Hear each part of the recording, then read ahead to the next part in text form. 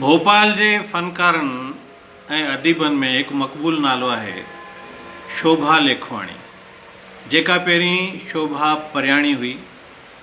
काफ़ी वक़्त खां अहिड़ी रेडियो ऐं टीवी सां जुड़ियल तमामु सुठी सुहिणी मुर्क वारी असांजी शोभा, जेका रेडियो ते ऐं टीवीअ ते पंहिंजे नाले जो जादू श्रोताउनि ताईं सामाइन ताईं घणे वक़्त खां वठी फैलाए पई। अॼु जो असांखे मौक़ो मिलियो आहे उन सां गॾु विहण जो, ऐं हीअ हिकिड़ी सुठी शाइरा बि आहे। त अचो हुनजे ख़ज़ाने मां हिकु कविता त ॿुधूं। बिल्कुलु जी, ये मुंहिंजी कविता आहे ज़िंदगी।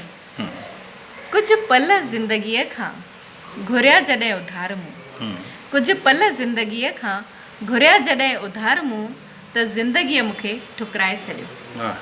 कुझु पल ज़िंदगीअ खां घुरिया जॾहिं उधार मूं, त ज़िंदगीअ मूंखे ठुकराए छॾियो ऐं चयाईं कुझु पल छा हिकु उमिरि ॾिनी हुई तोखे। वाह वाह वाह। कुझु पल छा हिकु उमिरि ॾिनी हुई तोखे, छा कई तो रुगो खाधे सुम्हे ऐं विञाए मूंखे।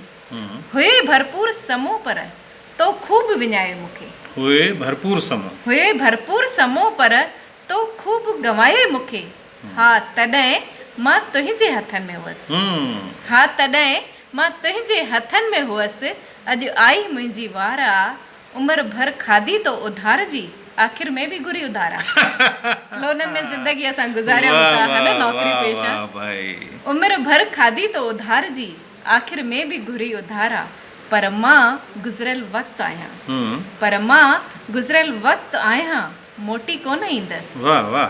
जे चाहीं वरी पाइण मूंखे, जे चाहीं वरी पाइण मूंखे, त क़दुरु कर पंहिंजे बचियल वक़्त जो, त उधार न पाण खे तो ते कुर्बान करे वेंदसि। पाण खे तो ते कुर्बान करे वेंदसि। धन्यवाद।